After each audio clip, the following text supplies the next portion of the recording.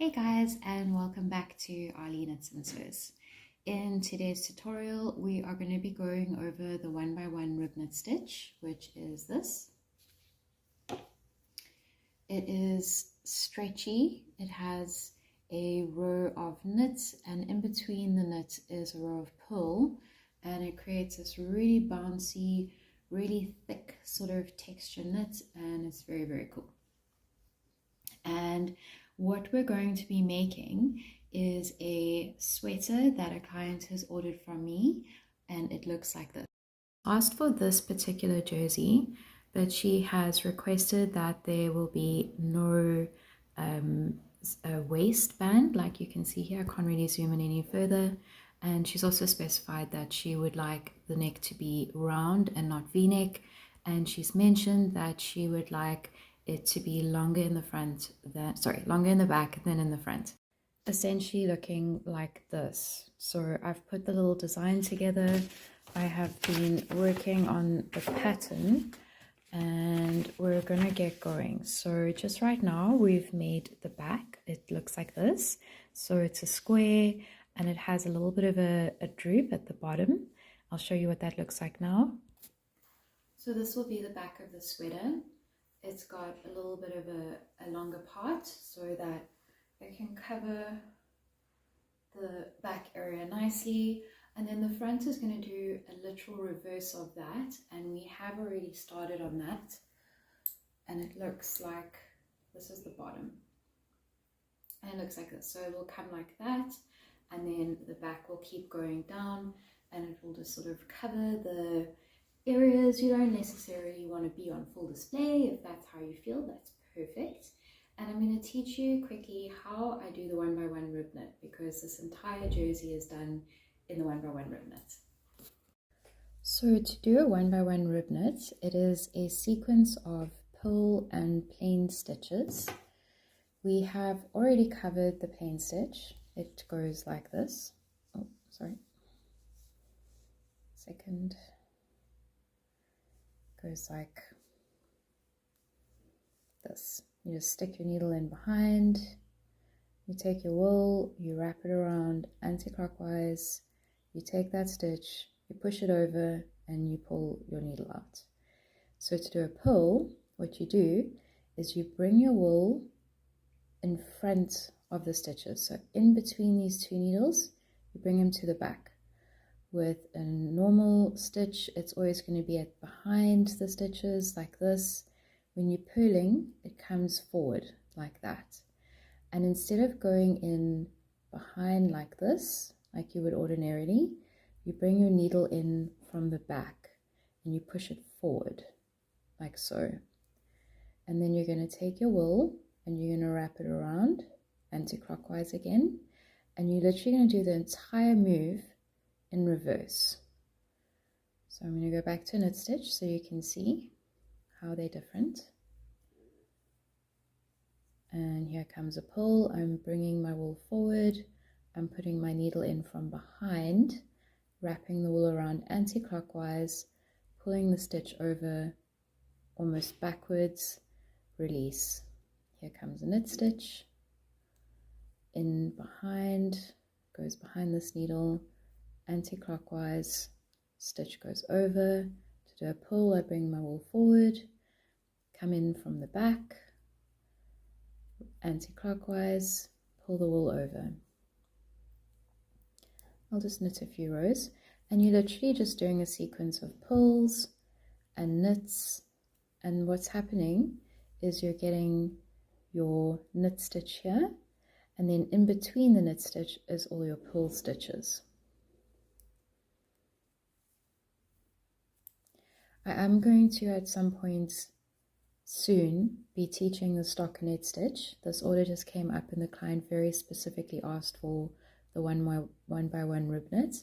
So I would have ordinarily preferred to have done the stockinette first, because that way we would have done exclusively pull stitches and exclusively knit stitches on the other side, and it would have been a little bit easier, but we can always slot back. So if you need to hang on and wait for that tutorial, that's perfectly fine. But as you can see, it's quite simple. It's literally just knitting in reverse.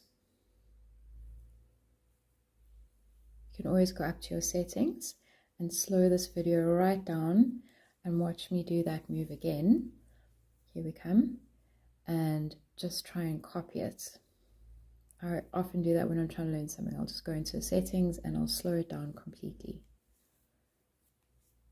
So I'm going to be knitting this front panel now up until I get to the neck, and then I'm going to do a series of decreases to create the roundness of the neck like the clients asked for.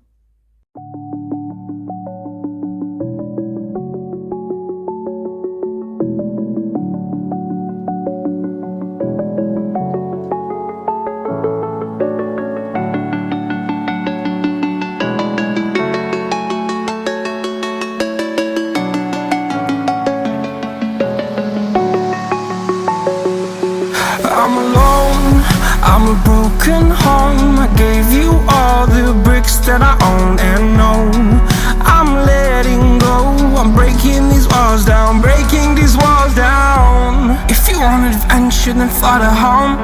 But if you wanna travel, then go alone. Yeah, what's the point in us if I never know? Yeah, if you're gonna leave, I'ma let you go.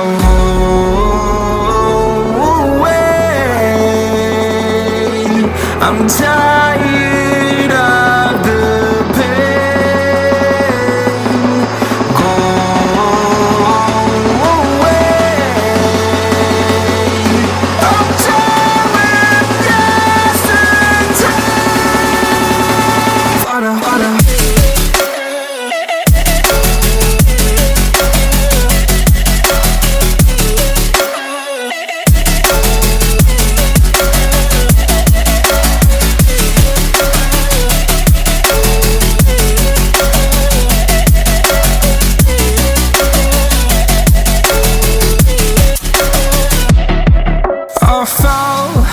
My demons dwell, my own little nightmare, I call it hell, oh well. It's time to get back up, climbing and climbing. I'm done with this ride, is what I tell myself, so I could feel something else. Yeah, I guess I had my bad days, but it doesn't mean I lost my style. Darling, where were you when my heart was on the ground?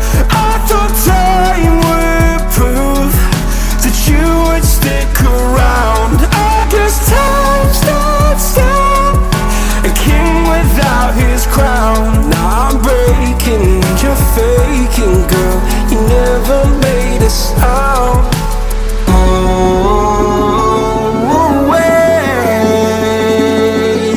I'm tired of the pain. Go away. I'm done with yesterday.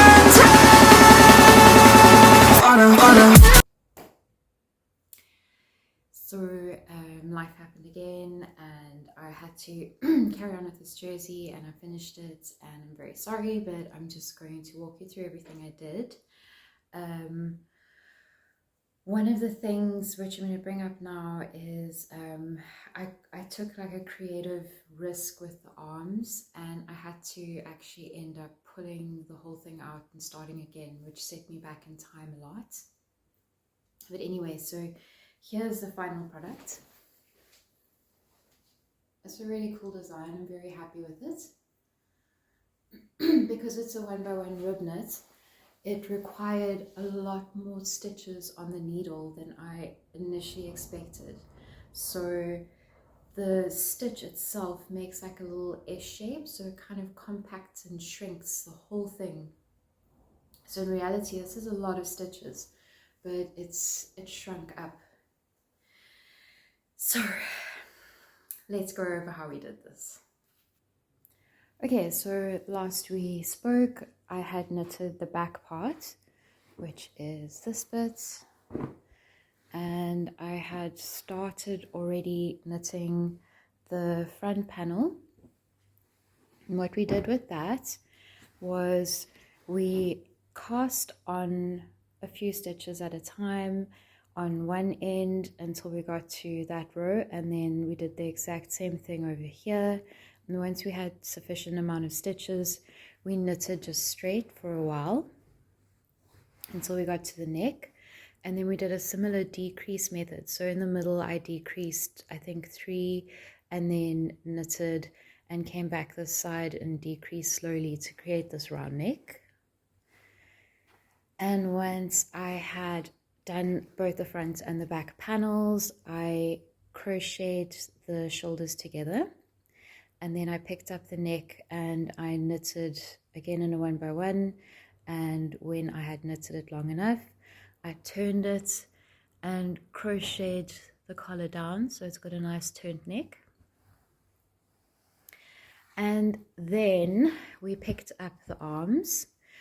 So what I did was I tried like this cowboy creative move in an effort to create sort of more of a cone shape. And I didn't follow a pattern that I know and that I tried and tested before. And it really looked very silly. It sort of just went like in like this and then like that. So I had to pull that whole thing out and start again. It was also way too big because this jersey is so stretchy. It came out like down here and it looked funny along the breast area. So I made the arm a little bit smaller and knitted those on circular needles. And when we got down to the wrists, I just swapped over to a much smaller, thinner needle to give it a bit of a shape down here. Then I crocheted down the sides, and finally I picked these stitches up on a needle and I knitted them down for a few rows, and then I crocheted the ends together, and then I went around and I crocheted this whole thing in. Just sort of bring all the stitches together nice and tightly so that this thing will fit nicely. And I'll show you what that looks like now.